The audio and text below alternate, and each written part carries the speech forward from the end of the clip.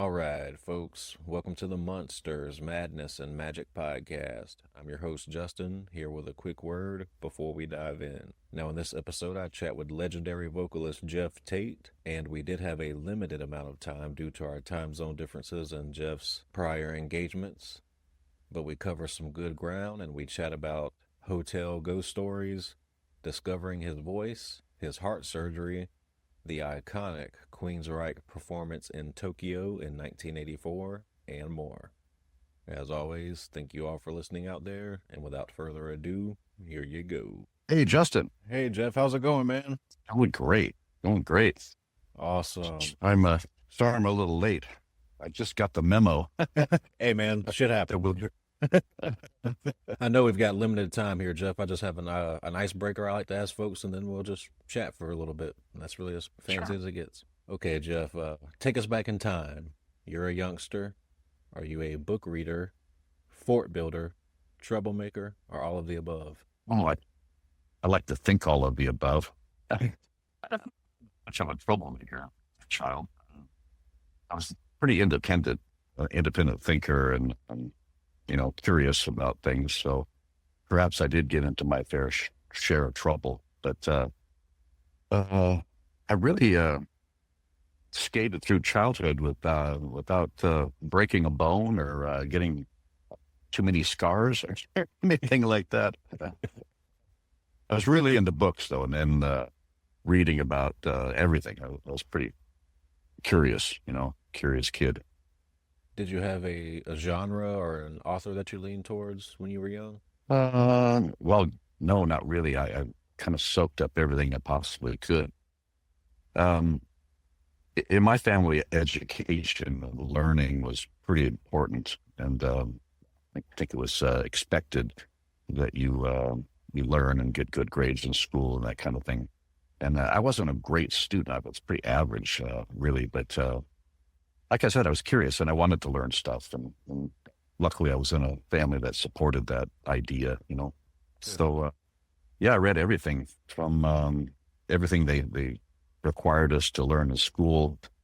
And I found the best thing about, I guess, reading was that once you read one book, it usually led you to another one, which led you to another one, which led you to another one. So you had the chance to really delve into subjects that you found interesting, Right. And then I discovered music. When I discovered music, everything else kind of got put on hold for a while as I delved into that, Was it the voice that you discovered, that you had a singing voice? Was it maybe a family member that, told you had some pipes, or how did that happen? Well, I discovered music when I was about 9 years old. I was pretty young. And I heard a song on the radio, actually, by a band called Jefferson Airplane. And I think the song was Somebody to Love. And it just had this amazing sound to it that I was really attracted to. And I asked my mother when I heard the song, I said, what is that sound? What's making that sound? And so she described, the instrumentation that was going on. And it was the guitar that really got me, the guitar on that particular song, and the way it's played was really unique to my young ears, Anyway, and the power and the passion of the singer got to me, and it kind of opened the door for me to start learning about what was out there, And luckily, I grew up in an amazing time. The 60s and the 70s were just a treasure trove of artists trying different things, being experimental, breaking down all the boundaries that are created around musicians at the time, and they were collaborating and making really unique, different music, for the time. And I listened to everything from ABBA to Zappa, So was there someone in your family or a close friend that was artistically, creatively inclined? Would you say that's where your roots come from? Oh, I don't know about, perhaps. I mean, I grew up in churches, and I liked singing in the choir. So I did that at a pretty young age. I think I was like 12 or 14 when I started doing that. I still had a little high voice, at that time. And my parents encouraged it and gave me the freedom to experiment with that, And then I got into school band and played trumpet in the school band for all my growing up years until I got older and discovered rock and roll, really, that I leaning a direction anyway, and got into my first band when I was in the last few years of high school. Started playing with rock and roll bands and experimenting and writing. So another childhood question: when you think back to formative films and TV shows you grew up on, what comes to mind? What did I watch? Oh, like Leave It to Beaver and that kind of stuff, and Captain Kangaroo, and there was a show based in Seattle called J.P. Patches, and he was like this clown. Lived at the city dump, where he'd throw stuff away. And he was kind of a rag putting together, and I guess that's why they called him J.P. Patches. But he was pretty formative to a lot of kids growing up in the Northwest. It was a very popular show. And he had it on twice a day. Like early in the morning, you could watch it. If you had a TV, you could watch it before you went to school. And then when you got home from school, you could watch it again because he had an afternoon program. And but he had everything from, life's lessons learned to musical presentations to comedy. It was kind of a kid's variety show, Yeah. It was great. So a question I like to ask everyone is, because you just never know what someone will say, is what scared you as a kid? What scared me? Oh, wow. I didn't really have a scary childhood. I like I said, I was very curious, so I looked into things and, checked things out pretty extensively. I wasn't really afraid of stuff. I think probably not till I got older, as a more of an adult, I became more wary, I guess, rather than afraid of the biggest predator in the world is human beings.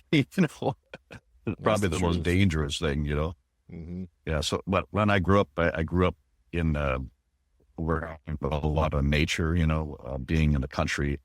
I lived in the city for a while growing up as a child, and then we moved to the country. So I had that experience of being around animals and nature.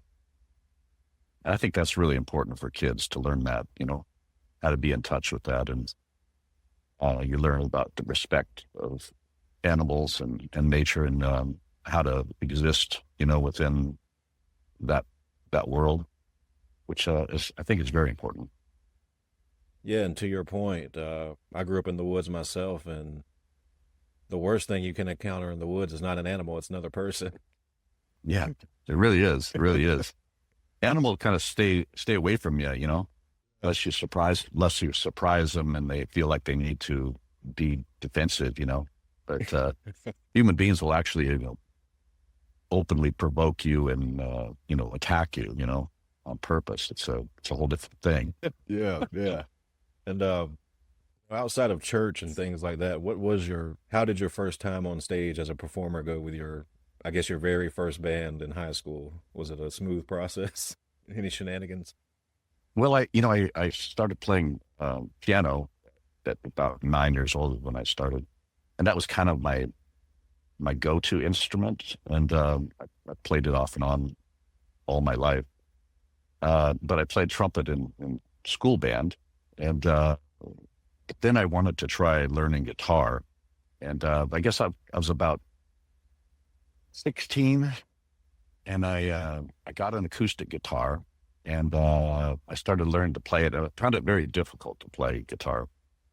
I still do, to stay away from it. Although I own like 12 or 13 guitars, I don't play them. But I thought I could play, and I rehearsed this song called Lucky Man by Emerson, Lake and Palmer. And a bunch of my friends were going to be playing a show at a big summer kind of festival that they have around where I grew up. They called it a salmon bake, basically, and they get a lot of fish and they barbecue it up and everybody eats fish. listens to music and that kind of thing. So anyway, I worked on my outfit. I had my hair just right. I had the acoustic guitar slung low, and I got up on that stage to play the song and completely and utterly forgot how to play guitar. I mean, I could not even begin to play the chord.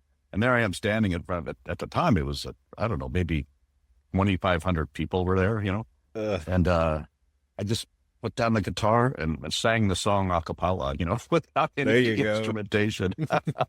And I got an applause, and people seemed to like that. But it was a horrible experience for me to stand there and have the music just leave my head, leave my head. So, just generally speaking, I guess, was stage fright ever an issue for you? Well, after that experience, I definitely had the concept of stage fright and what that meant, to me, and I never wanted to feel that way again. So I definitely learned from my mistake and practiced and made sure that I was ready, really ready and able before I stood on a stage again. Yeah. And still to this day, it lives with me. I don't really have stage fright anymore, but I definitely have a feeling of nervousness when we are starting a new tour, for example, and we have a new set list we're performing. There's a tentative feeling I feel just because it's new and as we haven't done it yet in front of an audience, and so I'm a bit nervous about that. But after the first show, it all goes away, and it feels it's replaced by a feeling of excitement, rather than nervousness. Yeah. So, Geoff, usually when I see people react or talk about your voice, they immediately assume that you've had some sort of classical training. Is that the case?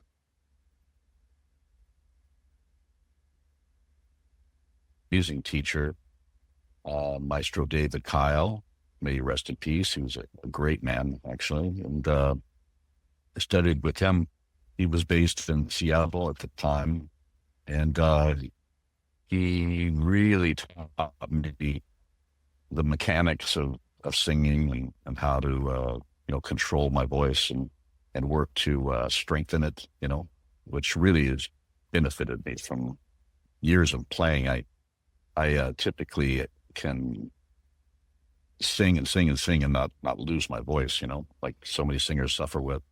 And I think I really accredit it to him, and his teaching and his instruction is so valuable, But again, it's something you have to work at yourself and develop and keep after, to have that kind of strength and endurance, when you perform.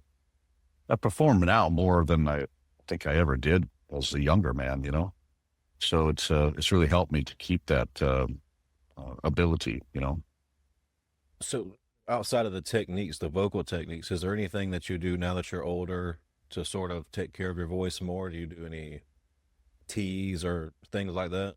No, not really. I pretty much follow the same regime, coffee in the morning, water all day long. You got to keep yourself lubricated and hydrated, I think that's the key to voice health, is to keep your body hydrated. Once you become dehydrated, you lose everything, Yeah. And something I've always wanted to ask you, man, I've never heard you talk about this before, but there's a number of all-time great live performances, but for me, the number one spot is Tokyo, August 5th, 1984. The whole show, but specifically your version that night of Take Hold of the Flame is one of the most reacted to videos online. What do you remember about that night specifically, and did you realize that you were just on that night? Yeah. Well, I'm kind of blurry about that. That's yeah. Yeah. I just wanted to throw it out there because it's just one of those performances. Well, we all in the band, Queensryche at the time, we were very dedicated to our craft, and we pushed each other to be, excelling in our area, in our instrumentation and our presentation. And I guess looking back at the video, it's we were very, very together, very, very good musically together. And it was our first time being in Japan and traveling to that part of the world. It was such a eye-opening experience, and I really treasured that. And the shows were very different than what we were used to be doing, which we hadn't had a lot of experience at the time. Perhaps we played on the stage together maybe 10 or 12 times up until then. Shit. So it was all kind of new for us, But the shows, the way they're structured in Japan is strange. You do 2 shows, you do an afternoon show and an evening show, which is very different for us, Yeah. And because you get yourself geared up and psyched up for the show in the evening, and here you have to do one in the afternoon too. It's like, wow, yeah, it's a warm up. It feels like a warm up in a sense. But that's kind of what I remember most about that, was that I was trying to pace myself for being able to do the later show and having enough energy to do it. I think we were all suffering a little bit from jet lag at the time. Going into that time zone is a completely different, experience on your body. And it was actually the first time for all of us being there. So it was pretty different, for us to wrap our heads around, as they say. But I'm so glad that they have a video record of that tour that we did. I think there's several. I actually haven't looked at the video in 30 years, so I can't remember exactly what is all there, but I believe there's a lot of drinking involved, which is kind of typical when you go to Japan. Are you saying that the popular video that is out there, that was you saving it for the later performance? Yeah. What the hell? I wasn't really saving it. I guess I was just sort of pacing myself, to realize that I had another performance to do, that day. Man. You should go watch it sometime. Yeah, I'm gonna have to check it out again. I don't know if there's a player. I don't think I have a player anymore that can play that. Does it come on different formats now? Yeah, and just that video specifically, you could look up all the famous vocal coaches that are on YouTube. They all react to that video. And really? Yeah, they're all blown away. It's crazy. So I do want to ask you, Jeff, I know a couple years ago you had open heart surgery. I just want to ask how you're feeling, how you doing, man. Oh, I feel great. I'm a new man. That's good. Yeah, it was fantastic. I'm so happy I had it done. Because I got to this point where I was feeling what was normal for me, and I just thought, okay, well, it's probably normal for a man my age to be winded going up flights of stairs and have to take a rest at the top. I just thought that was kind of normal. But then I found out, okay, it's not normal. I have a heart problem, and I need to get that fixed. And since I went and had the surgery, I feel like I'm 10, 15 years younger. I have much more energy, much more stamina. I'm running up the stairs now instead of trudging up the stairs. It makes a big difference. But yeah, it was definitely a much needed operation. I'm so happy I had it done. That's great to hear, man. I know we only got a few minutes here. What would you say is the best music advice that you've been given, and who gave it to you?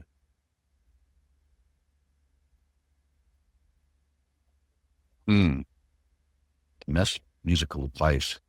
I don't know who told me this, actually, but I think that it was Gene Simmons from Kiss. We're talking about writing music and that kind of thing, and he said, I think the best thing you can do is always just follow your heart. Follow what's interesting, write about what's interesting to you, and don't try to please people. Don't try to write something for somebody else. Write what you know. And maybe that doesn't sound like something Gene would say, but I think he's very true to he's very right about that. You really have to write for your own sake of writing, and write the music you hear in your head, and not try to, please your genre, or try to make everybody else happy, because you'll never be happy on your own if you're always trying to make other people happy, and you never really show your own voice or find your own voice artistically if you're always trying to please other people, Yeah. So I don't know. That's the route I've always taken, and it's the advice I give people as well. Follow your heart. And more likely than not, if it doesn't resonate with you, it's not going to resonate with the fans. I guess so. Although I have to say, I have, I don't know, 16, 17 albums and 165 published songs. And I think I probably perform 40 of those songs, and the rest I never play, or never have played live. So it's a strange thing. Audiences oftentimes, if they don't know a piece of music, they're not too willing to experience it. Yeah. They get sidetracked a lot of times. So you have to kind of, if you're going to play unfamiliar material, you have to surround it by familiar material. You have to sneak it in there. Yeah, you got to kind of sneak it in there, wedge it in there somehow. All right, Jeff. So this is a question I like to ask near the end, which is, have you ever had an experience that you would consider supernatural, paranormal, or encountered an event you can't explain? Yeah, a few times. Probably due to traveling. I travel a lot. 66 countries so far, been to and played in. And you go to a lot of places, you have, I think, a lot more of a tendency or chance to encounter things like that are kind of unexplained, And typically it's in hotels and places that you stay that I've experienced it. I once was in a hotel, and my wife was there, and our children were there as well, and they were on a different floor.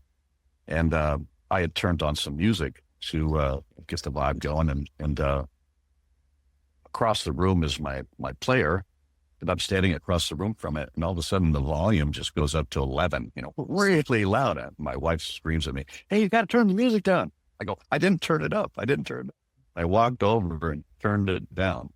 And about 10 minutes later, it did the same thing. And so I would kind of attribute that to, paranormal activity. I also woke up one time in bed with the feeling that somebody was poking me in the chest, Yeah. And it was a very strange kind of feeling as well. But